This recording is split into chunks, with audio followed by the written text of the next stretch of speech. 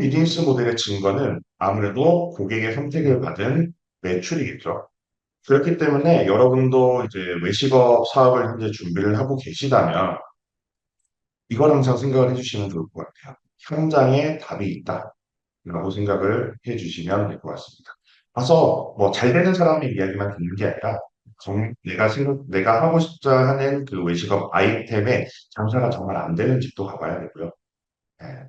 그 다음에 이 아이템을 싫어하는 사람한테도 야, 이때? 라고 물어보셔야 돼요.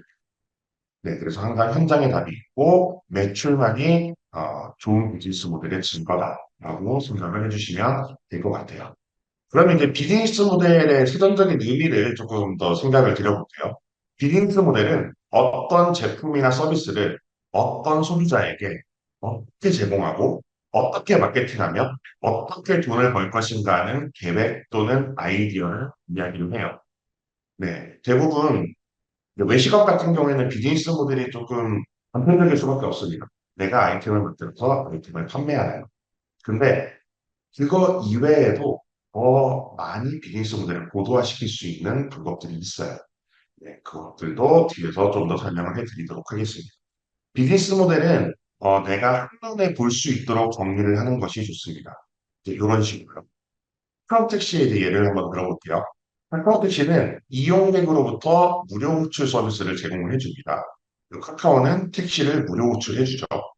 그러면서 택시는 어떠한 곳에다가 이제 이용료를 제공하고 그 다음에 통신사는 이제 카카오에 이제 다양하게 이용료를 배분을 하고 이제 이런 것들이 어떤 하나의 비즈니스 모델 예인 것 같은데 외식업에 대해서 조금 더 생각을 해볼게요. 이게 조금 제가 봐도 지금 좀 화살표나 이런 게 좀 어렵네요. 자, 프리츠라고 마포구 도하동에 있는 카페가 있습니다.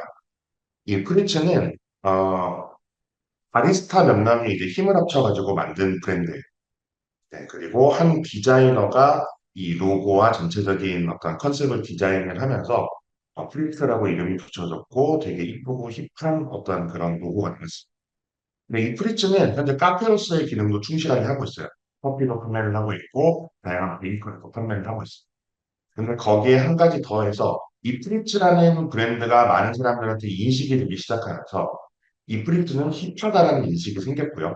이제 그러면서 프리츠는 이 로고와 이 프리츠라는 브랜드를 활용해서 다양한 상품들을 개발해서 판매를 하고 있습니다. 그래서 캡슐 커피도 판매를 하고 있고요. 그다음에 콜드브루를 이제 바트를 담아가지고 기념품 형식으로 판매를 하고 있고요. 이거 이외에 뭐 종이나 그 노트나 뭐 펜이나 좀 다양하게 이렇게 판매를 하고 있습니다. 근데 이렇듯 외식업도 단순하게 내 아이템을 판매를 하는 것뿐만이 아니라 더 사업을 확장할 수 있는 기회들이 많이 있다고 생각을 해 주시면 되겠습니다. 근데 여기서 좀 헷갈리시는 분들이 계실 거예요. 비즈니스 모델하고 비즈니스 아이템하고 다른데 이게 뭐가 다른지 궁금하실 분들이 계실 겁니다. 자, 이렇게 생각하시면 돼요. 비즈니스 아이템은 내가 판매하고 있는 무언가입니다. 지금 커피, 빵, 이제 이런 것들이 어떻게 보면 이 프리츠의 기본 아이템이다라고 볼 수 있겠죠. 근데 이것들을 판매하는 방식들이 비즈니스 모델이라고 할 수가 있어요. 네. 그래서 비즈니스 모델과 비즈니스 아이템은 다르다라고 생각을 해주셔야 되는데, 비즈니스 모델을 개발하기 이전에 아이템이 확실하다는 내 자신으로의 확신이 있어야 돼요. 이거는 지금 될 것 같다. 근데 이게 요런 주변에 사람들이 내가 팔고자 하는 어떤 아이템을 보여줬더니, 야, 괜찮다. 이거 되면 될 거야. 잘 될 것 같은데? 성공하실 것 같아요. 라고 해서 사업을 시작하면 그 사업은 좀 힘들 수도 있다. 라고 얘기를 드릴 수 있을 것 같아요. 네. 스타트업이 망하는, 실패하는 20가지 이유들이 있는데, 그 중에 1위부터 5위까지를 한번 좀 보도록 하겠습니다. 1위는 고객을 모르거나 무시해서, 2위는 시장의 니즈를 확보하지 못해서, 3위는 좋은 팀 구성을 못해서, 입니다. 네, 4번, 5번도 있고요. 근데 잘 보시면 1번부터 5번까지는 관계가 있어요. 내가 고객을 몰라? 그러면은 시장의 니즈도 모르겠죠. 그리고 내가 고객도 모르고 시장의 니즈도 모르는 상태에서 아이템을 나랑 같이 팀해줘라고 사람들에게 얘기를 해도 그 사람들은 나의 비전이나 이런 걸 보지 못했겠죠. 그러면서 팀 구성도 못할 거고. 팀 구성이 안 되면 마케팅 활동도 안 되고. 그러면서 외부에서 자금 유치도 안 되고. 네, 그렇기 때문에 이 주요한 요인 다섯 가지 중에서 처음 세 가지, 고객을 물어보나 무시해서 시장의 니즈를 확보하지 못해서 좋은 팀 구성을 하지 못해서에 대해서 조금 더 깊이 있게 들어가 보도록 하겠습니다. 사업을 처음 시작하면 이게 지금 머릿속에서 엄청 많이 부딪혀요. 이건 정말 많이 부딪힙니다. 내가 이 사업 아이템이 될 것 같아. 이거 정말 확신해요. 그래서 사업을 하겠습니다. 근데 내가 딱 봤을 때 고객이 현재 트렌드가 전혀 그렇지 않다. 그러면서 내 아이템을 포기할 것이냐 아니면 전체 대중적인 트렌드를 포기할 것이냐 이거에 대해서 정말 많이 사람들이 고민을 하는데요. 저는 우선 제품과 서비스가 고객에게 제공되는 이익이 가장 먼저 좀 중요하다고 생각하는데 고객이 원하는 니즈를 정확히 충족시켜 줄 수 있다라는 게 저는 그 아이템이 먹힐 수도 있다라는 확신이 들 수 있다라고 생각을 하는 것 같습니다. 네, 그래서 이런 분들이 굉장히 많아요. 이건 와, 정말 아무도 생각하지 못했다고 그러면서 저한테만 보여주겠대요. 이건 누가 베낄 것 같다고. 그러면서 보여줍니다. 근데 대부분 이제 그런 것들은 잘 성공하지 못해요. 이게 지금 말로만 해서는 잘 이해가 안 되실 텐데 예시를 한번 들어드릴게요. 제가 골목시장을 좀 많이 좋아했었어가지고 이 집이 어느 집인지 아시는 분이 계실지 모르겠습니다.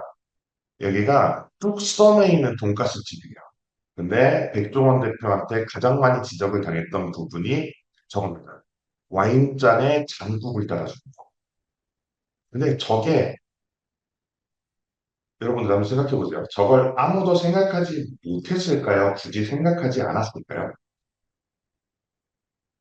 네, 전 굳이 생각하지 않았다라고 생각을 합니다.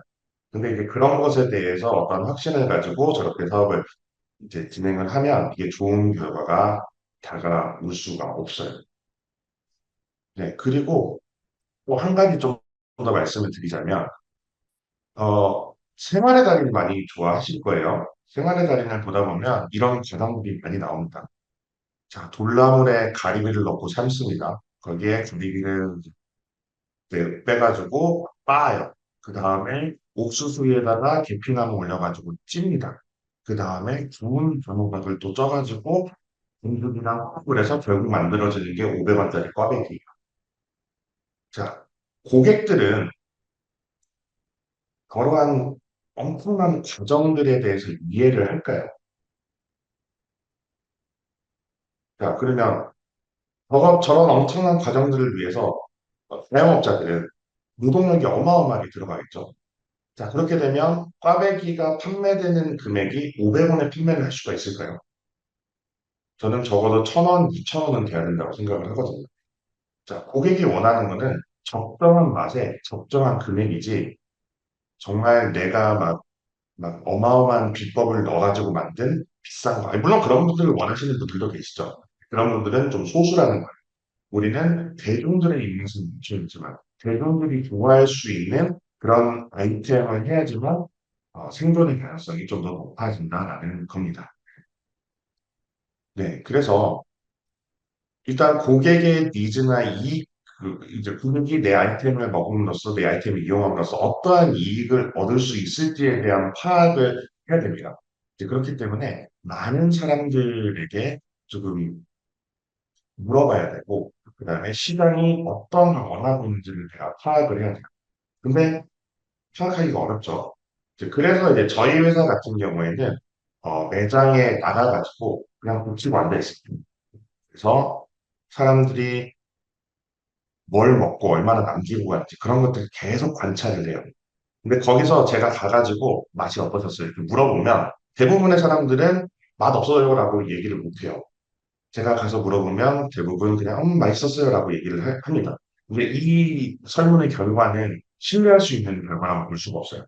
네, 그렇기 때문에 저희는 그래서 좀 사람들 많이 지켜보고 얼마나 많은 사람들이 우리 매장 앞을 지나가고 그 매장을 지나가는 사람들이 얼마나 우리의 안쪽을 유심 관심 있게 보고 얼마나 많은 사람들이 몇 퍼센트의 비율의 사람들이 우리 매장으로 들어오는지를 파악을 합니다. 그리고 우리 매장 앞을 지나가는 사람들이 우리 매장을 지나쳐서 어디로 가는지. 근데 그런 것들이 조금 중요하다고 생각이 들어요. 그래서 이 시장의 니즈를 확보하지 못하면 어떤 결과가 나타나냐면요. 이렇게 무토라의 사례가 될 수 있습니다. 네. 무토라를 모르시는 분들도 계시겠지만, 스마트폰이 나오기 전까지는 굉장한 공사였어요. 핸드폰을 만드는 굉장히 큰 공사였는데, 어, 스마트폰으로 변경되는 2008년, 9년, 10년, 요때 모토로라는 시장에 적응을 하는 게 좀 늦었습니다. 네, 우리는 이쁜 피처폰을 더 많이 낼 거야. 사람들은 비싼 스마트폰을 쓰지 않을 거야. 그렇기 때문에 우리는 우리의 디자인이 예쁜 모토로라 피처폰을 계속 팔 거다. 라고 얘기를 했었대요. 근데 이제 그러고 나니까 시장 점유율이 점점 떨어졌었죠.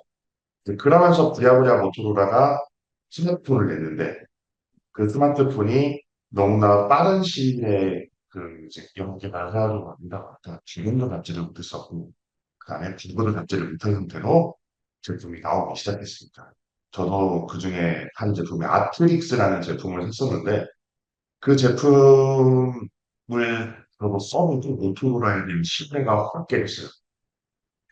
근데 모토로라는 시장의 변화에 제대로 적응하지 못했기 때문에 사람들에 대한 신뢰도 많이 잃어버린 거죠. 비슷한 예로 카페벤에도 약간 이런 비슷한 예로 볼 수 있을 것 같아요.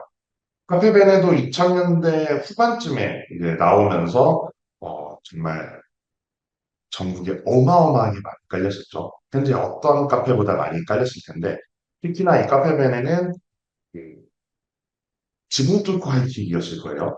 하이킥의 마지막 엔딩 장면에 이 카페벤의 로고가 노출이 되고 그러면서 젊은 사람들한테 많이 노출이 되면서 전국에 거의 1000개 이상 아마 매장이 깔렸을 겁니다. 근데 이 카페맨에도 시장의 니즈를 정확하게 확보를 하고 있어요.